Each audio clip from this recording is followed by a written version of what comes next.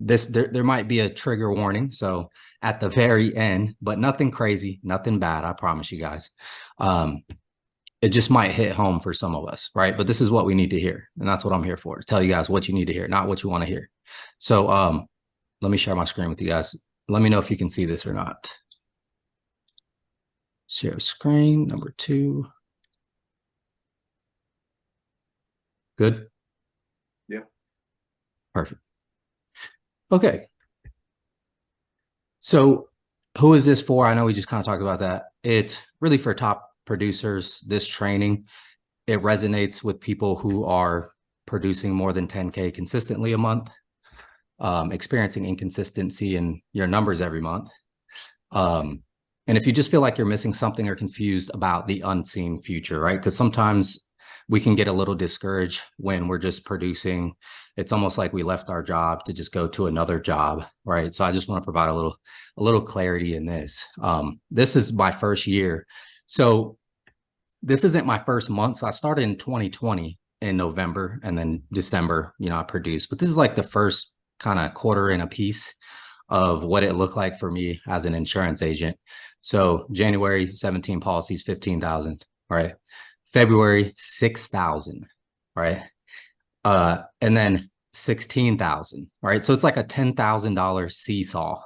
It teeters. Okay, that's a roller coaster of a ride. And a lot of it came from just me being financially irresponsible. I would buy my leads, make a lot of sales, and go pay off credit card debt or some other thing that I've just been itching to pay off instead of reinvesting it back in leads, right? That's like one of the biggest thing is making sure that you have a consistent flow of leads, right? And so what my goal is for everybody who's watching this is to have consistent production, right? To have that predictability in your business, and ultimately growth in income. Because when you have numbers that are consistent every month, you can start identifying gaps in cash flow opportunities. But you can only do that when you're consistent every month. That's the only way to paint a clear picture. But consistent in what? Not consistent in these numbers, like not out-based consistency, but inputs, right? I call them winputs, not outputs, but inputs. Okay.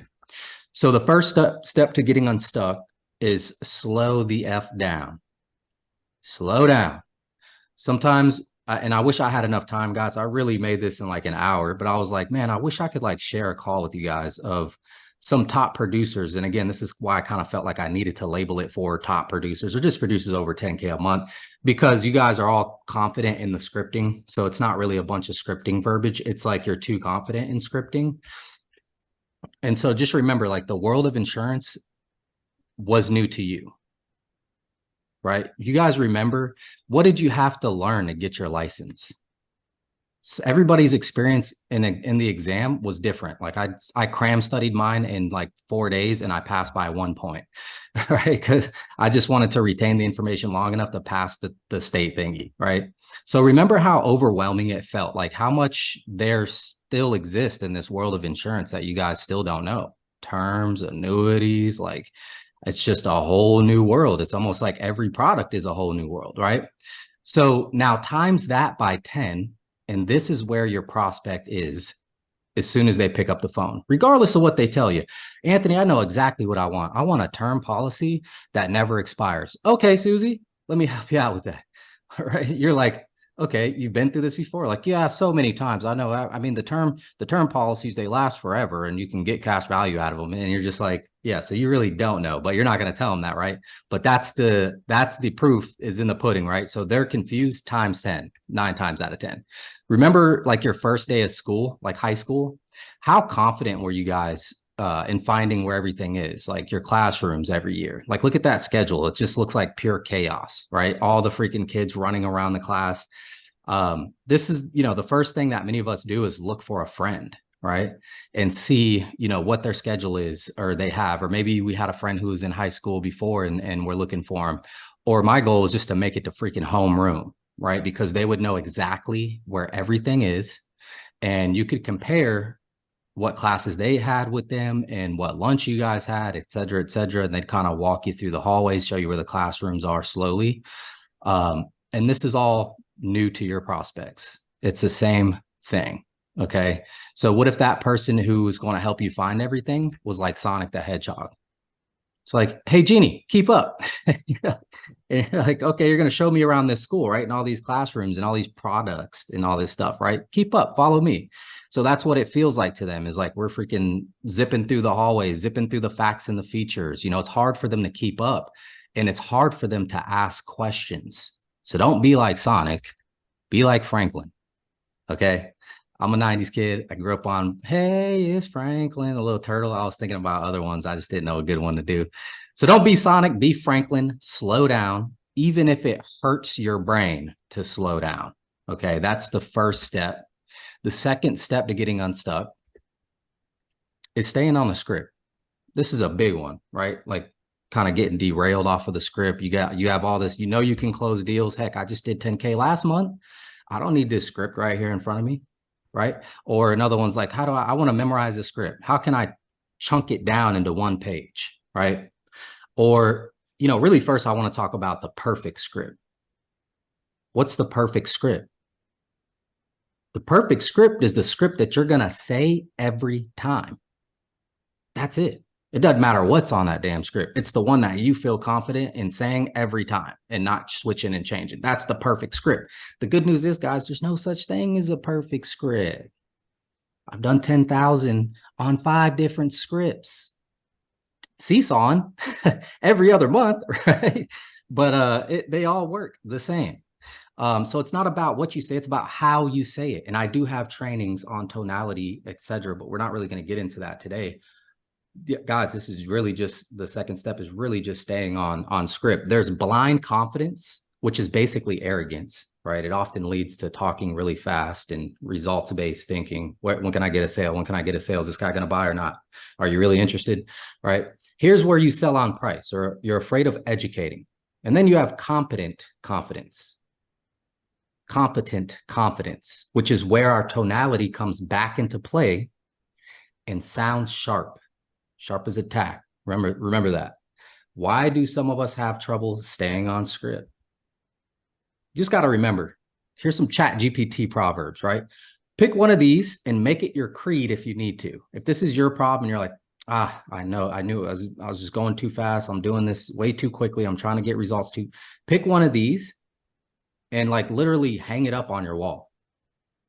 Why not? Right? People have all types of weird shit on their walls, different pictures of people that they never met, whatever. I'm not judging you, but why not put something in your office at least that'll help you to remember these key points, right?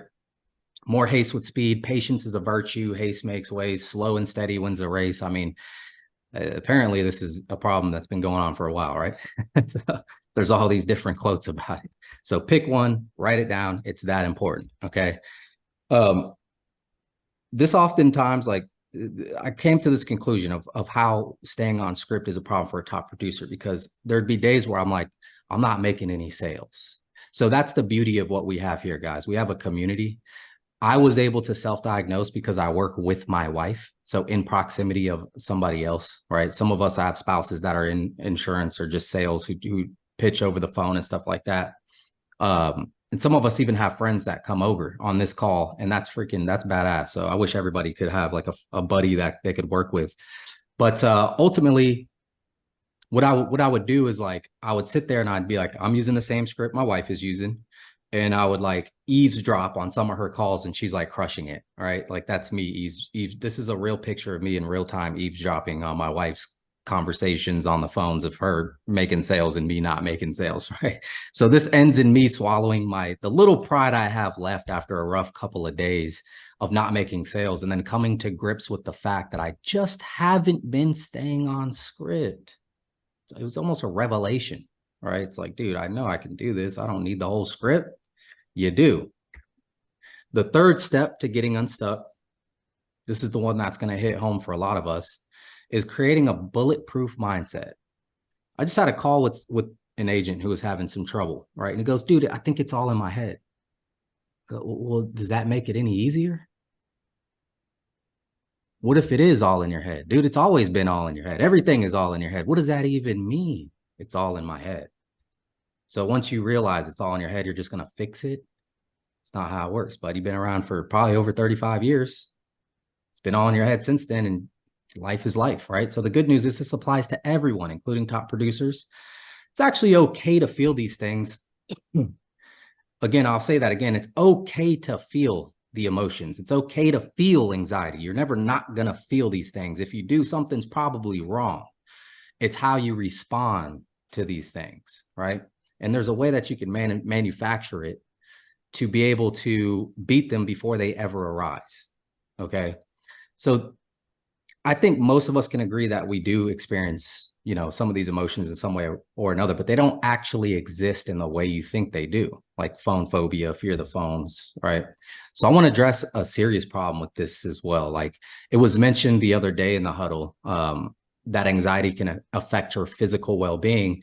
And I saw a lot of us in agreement, including myself. I do agree that stress, anxiety, feelings, ultimately, they can affect your well-being in life. They can affect a lot of things.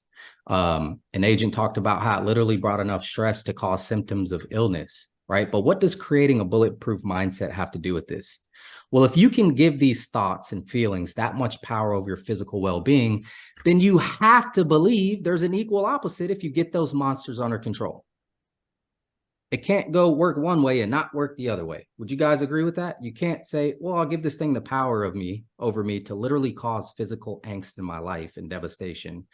And then not say if I were to get these things under control and stay on top of them, it will cause the exact opposite, right? Confidence, clarity, health. Okay. So if you believe one, you have to believe the other. That's kind of just the law of polarity. So where do these, I really want to talk about where these feelings really come from, though. I want to ask you guys to ask yourself a question. Does this scare you, your phone? Don't even answer it. It's funny because it's almost like you can't leave the house without it. If you leave the house without your phone, you'll probably make a U-turn. Doesn't even matter where you're at. You'll probably ask the pilot to turn around if you're on a plane, right? So you're not afraid of a phone. In fact, I'd argue the opposite. The way you guys use phones, the way we use phones, I mean, they should be scared of us. That's the reality of the situation today. So talking to loved ones, I mean, you guys, this is about conversations. Are you really afraid to have a conversation? You can't be. You're here. You're on this call now. You're watching a video. I mean, I might not be talking to some of you guys directly, but I can assure you we're all adults. I know you're not afraid to call your spouse, your kids, whatever it is, right? By the way, if this is you, dude, you're probably in the wrong business. If you're legitimately afraid and you're trying to convince yourself, I'm afraid to have a conversation, you're probably in the wrong business. I'm not afraid to tell you that here either. Have you ever ordered pizza, called a random friend out of the blue, worked a regular job where calling was a duty? The list goes on, right? If you can answer yes to any of these questions, then you're more than capable of doing this. But the real question is this. Hey, look, real quick. Sorry to interrupt the video. I know you guys probably got the pen and paper, probably getting a ton of value, but I just want to remind you guys that today is literally the last day to join the huddle at that low barrier price point. Guys, what you're missing in your insurance careers, what you guys feel like you're missing or what the world is withholding from you, you're withholding from the world. You guys have gems, you guys have nuggets, you guys have things that that other agents need too. But as a community, we can all thrive together, guys. So always remember that. Hey, if you guys need help, you guys need anything at all, feel free to drop a comment below. I hope you guys are enjoying the training, but let's get back to it, okay? Where the hell does that pain come from? Where am I, what's the hang up? This is it right here, guys. It's sitting on the sidelines. It's being sedentary in life. Life is a reflection. It's a mirror. It's not a window, right? Life is a mirror. It's not a window. Sitting on the sidelines in life, it reinforces your decision to not get on the phone. In other words, let's stop using not get on the phone. Let's just use the word. It reinforces your decision to remain inactive because you think by burying your head in the sand, the problems go away. This right here is the illusion. Stagnation does not exist, right? But this also goes for top producers as well, because even though your numbers look like they'll be 20K a month, 30K, you know what I mean? Just consistent. Somewhere along the lines, if you're not improving, it's getting worse. And I'm not saying this to scare anybody, right? But your life is a reflection of self-character, right? It's not the way you see the phones that's causing your pain, but it's the way you have been seeing life. Life is a mirror, not a window. How do you change it? There's two ways. This is the first way. You can continue to do nothing, and the pain will force change involuntarily. I can guarantee you in 10 years, if you don't do anything about your situation today, and it doesn't always have to be the best life insurance agent, right? But if you just do nothing, I can guarantee you something will change in your life, and it's not going to be good. So that's the reactive way of thinking. Or become the person who views the monster for what it truly is. Okay. It's what it is. We have to change our beliefs about ourselves and create systems that are in alignment with the life that we want to live. The reason why I go so hard on personal development isn't because like there's something crazy that you're going to learn on the phones. And yeah, for newer agents, of course, like, yeah, you can learn to be more proficient in the script. You can learn better underwriting, but there's only so much you can do there before you hit your pinnacle. And it's not going to take long, especially if you guys are tapped into the trainings and stuff like that. This is the real shit right here. You have to change your beliefs about yourself. It's not just about the phones. It's not about DigitalBGA, FF. That's the thing, is like our egos attach all these external things to whether or not we're going to be successful. Well, when is the day going to be where it rides on you? Because that's the day that you'll be liberated, and it won't just, you'll never experience the fear of anything. You're going to become the person that can literally do anything that you want to do. So you need to reprogram your routine, right? Everyone has a routine. Even if you're watching this right now saying, I don't really have a routine, you do. You even have seasons in life that are completely predictable in life.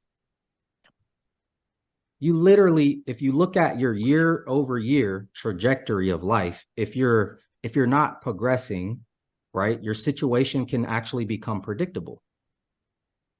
And I'm sure just by me saying that, some of you guys are probably thinking, damn, you know what? I do break up with a girl every January, February, March. That's crazy. Right? I do have this problem. Man, I always run into financial problems around the summer. That's crazy. It's seasons. They exist, right? So elevation of character will inevitably produce the results in all areas of your life, not just the phones. This is why it's important to start taking action now, not next week, not next year. We need to attack the beliefs of inaction by taking action, and the rest will follow. If you have a routine now and you're a top producer, but you experience highs and lows, then you also need to reprogram your routine. How can you get serious about business if you don't get serious about you? How? That's it, folks. That's all I got.